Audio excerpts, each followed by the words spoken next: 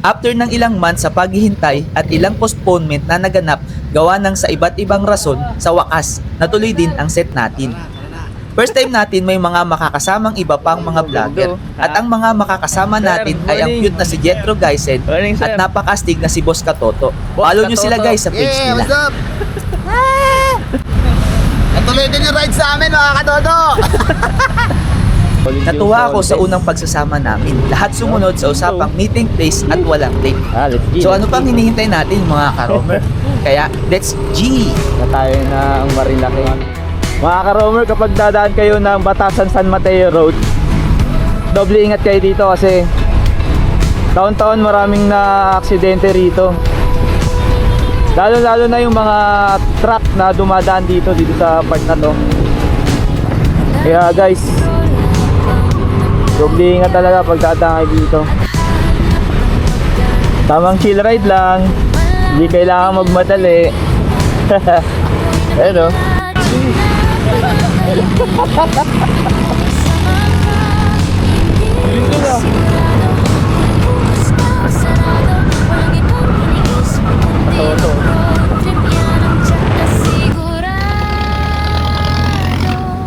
Hindi pa bilisan magpatakbo. Huwag gayahin ng mga sweet potato. Sa kurbada Ganda ng sunrise oh. gabay mo.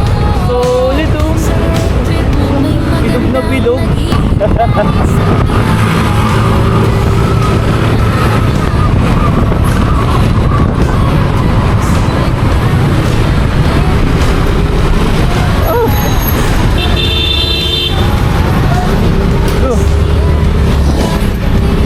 ang bawat isa.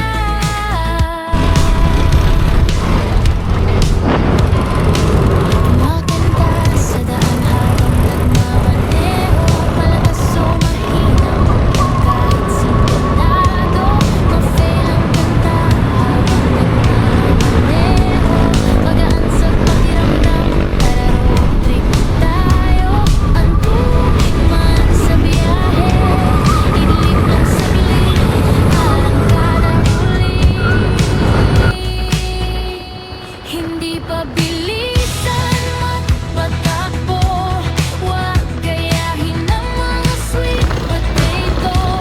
Sa kurbada, sa straight ang gabay mo. Dito na naman sa mga gandang spot at magandang kalsada sa Marilaki.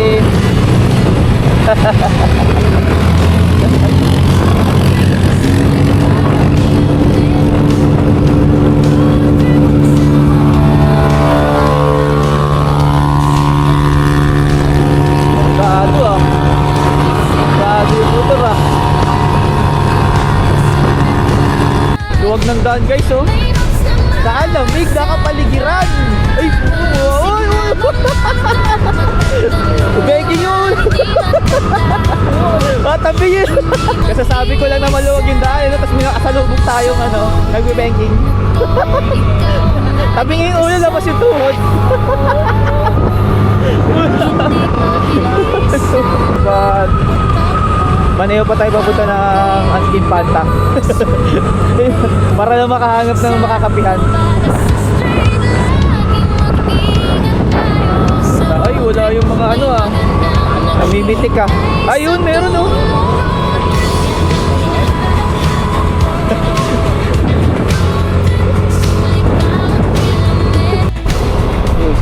Checkpoint. Oplan kita.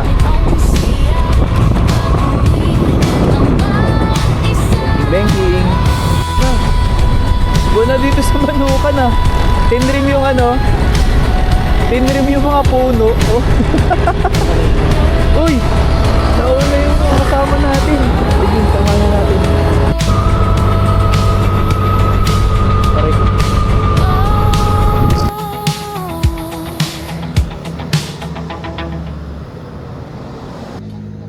Sa long ride na ito ay wala kaming specific na lugar na pagkakapihan sa Marilaki. At buti na lang nakita ni paring Arnel ang Dean and De Luca. 7 AM sila nagbubukas, kaya naghintay kami ng bahagya bago makapasok at makapagkape. Guys, dito sa Marilaki, may social na kapehan dito.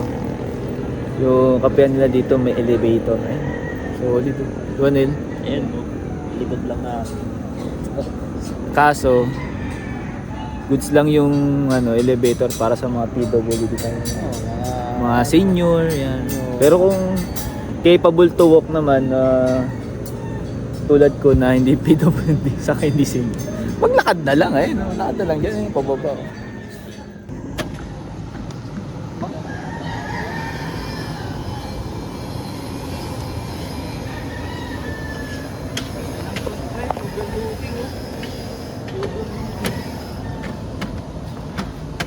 Sir, parangay lang yung table natin na briefing lang po yung staff.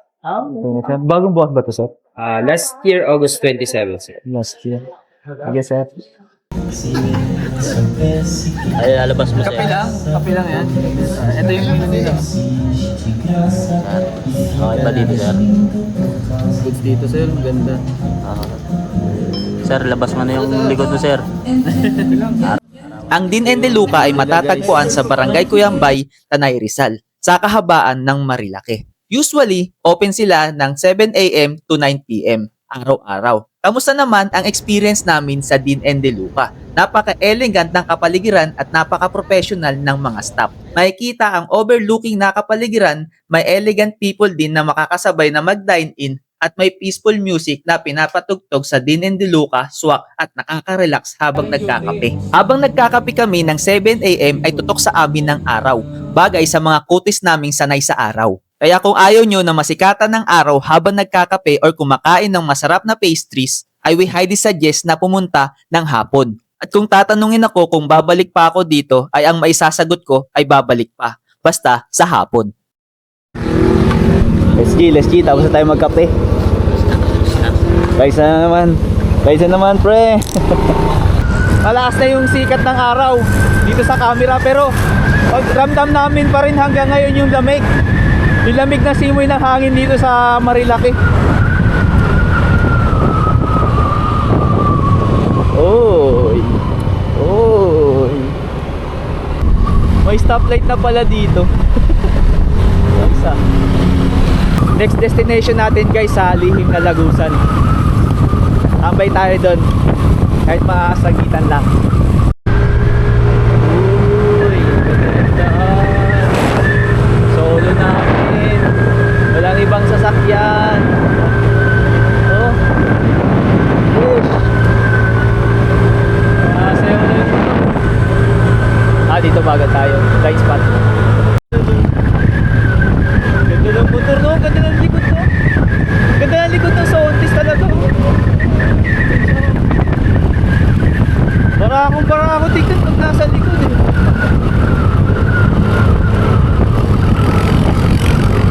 Ganda. Grabe sa bayan. Iwan tayo, eh. Yan.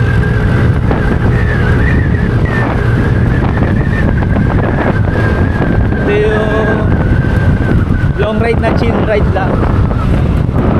Kahit may iwan tayo ng Sontis, hintayin pa rin tayo yan si Katoto.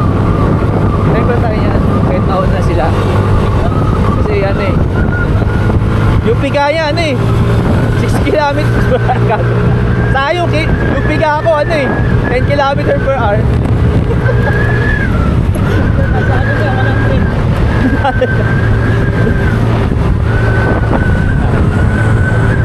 Tandaan.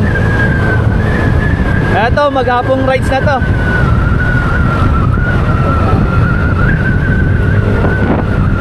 Ganda na long ride dito. Maganda pa. Ayan, ganda.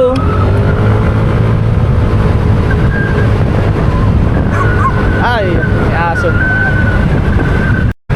Ganda ng view.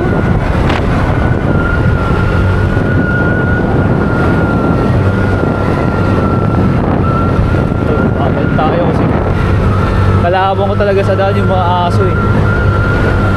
Ano? Yung mga aso eh. Tayo dyan. Red fog. Kalaban.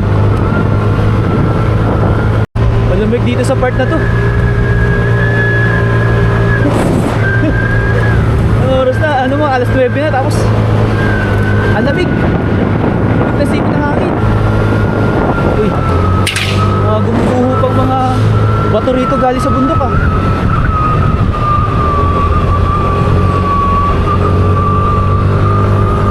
Bato.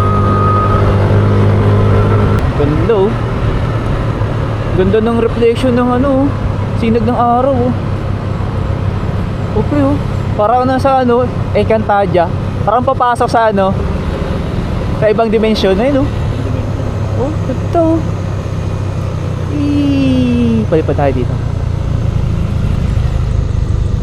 Sheesh. Palipad lang ako sir. Palipad lang. Ganit, wala muna. Dito na tayo guys sa lihim na Lagusan. Picture tayo dito. Ganda no? Ganda ng view. Sheesh. Ganda sana pasukin yan eh. Kaso baka mapunta tayo sa ibang lugar. Ayun, may daan dyan oh. Lagusan. Makapasok tayo sa Encantadia. Yes, awasin. Pumunta lang ako dun oh. Ito na yung nangyari sa akin oh. Ano? Kinapitan ka ng mga linta. Kaso, Kukuha sana ng buko yan eh. wag ka kasi mamuha ng buko dyan. Oo, no. Di May ka naman- mga pantay pala. Di ka nagtabi-tabi po din. Yari ka ngayon. Bumalik na. Kinapitan ka oh. Ng buko na walang bantay. Yari ka ngayon. Huh? Yari ka tuloy. Dami oh. Pag-uwi ko sa bahay no, pagkalaba. Nagsusuot! Nagsusuot! Ayun guys, oh, nanguha ng buko. Ano mo, yung palatandaan. Ayun oh. Kaso may bantay kaya bumalik. May bantay. Ayun oh. Nilagyan ako ng mga ano, halaman sa ano. Sabi niya doon sa bodyguard niya, bantayan siya kaso binabantayan din yung bodyguard.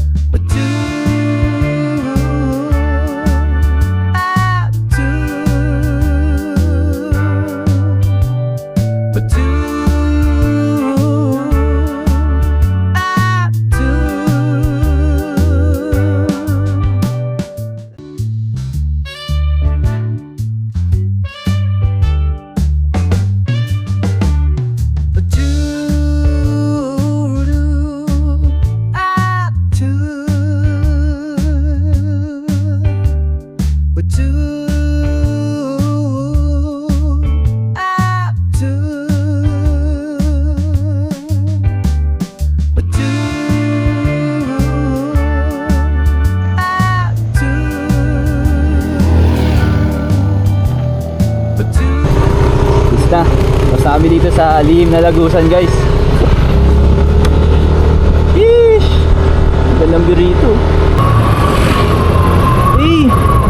Dito na tayo sa ano, sa Infanta Welcome Art. Wala na yung ano, wala na yung art no.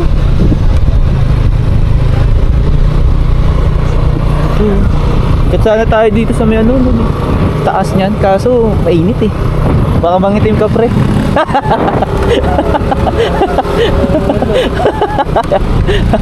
Yak lang. Ito na. Diretso na tayo. Lunch na tayo, lunch na. Environmental. Environmental fee. Magkano po? 30 po per head. 30 per head. Sige. Ito sakto.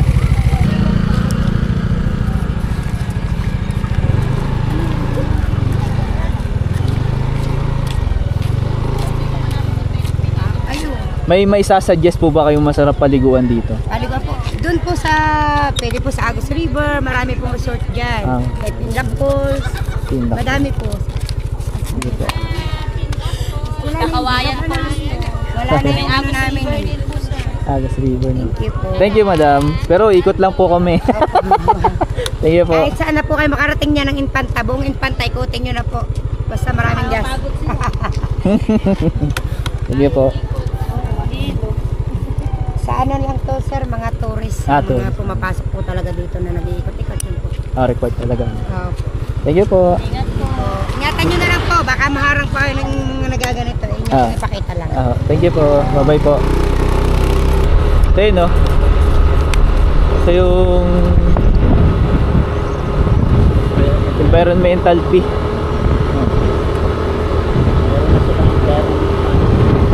Dati kapag dumadaan kami dito, wala. Ngayon meron na. Goods din para mapanatiling maganda at maayos yung lugar. Wala nga din yan. May mga kasabayan tayo mga nagbabike, oh. Excuse me! Excuse me po! May palasyo, may dragon, oh. Tapos si Pegasus nasa baba, oh. May katabing ano, dragon.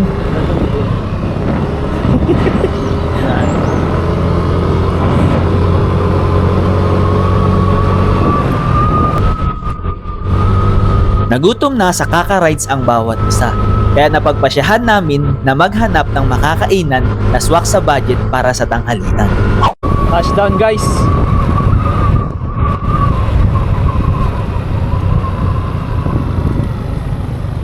Sarap dito yung usay. Yung usa rito. Kain na? Kain na tayo? Ha? Pagbak na lang tayo, pagbak.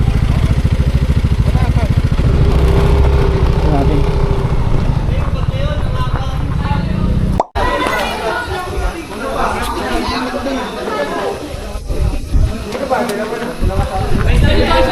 Kain riders dito.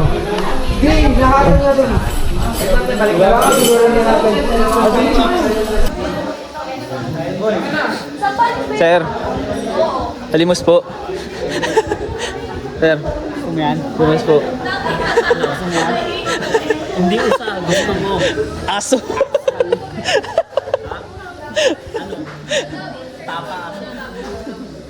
Usa na lang, sir. Ayoko ng aso. May aso ba? Ay, gag. Real.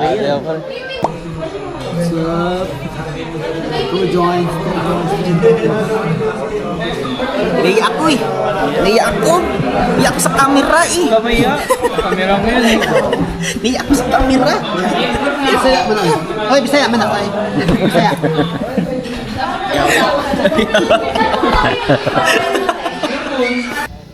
Ang Jarrel's Peak ay matatagpuan sa kilometer 94, Sitio Little Baguio, Barangay Magsaysay, Infanta, Quezon. Sikat na stopover sa mga riders kapag naglo-long ride sa kahabaan ng Marilake. Maganda, presko at masarap kumain habang pinagmamasdan ang overlooking na kapaligiran ng Sierra Madre. Madalas nagkakaroon ng pag na para bang nasa Baguio na nakadadagdag lamig sa kapaligiran. Kilala sa mga riders para mag-breakfast or magkape pero late na kami dumating kaya nag-lunch na lang kami. Self-service dito mga karomer at may wifi dito na pwedeng i-rent sakto habang nakatambay.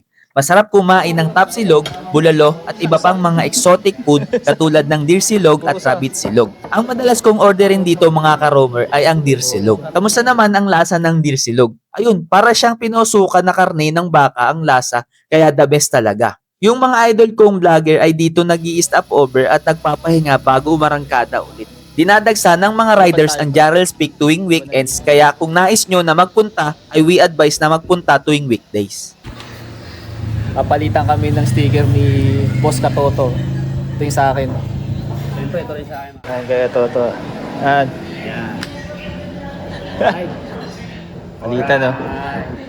JC Romar, right, let's go. Sensak Vlog.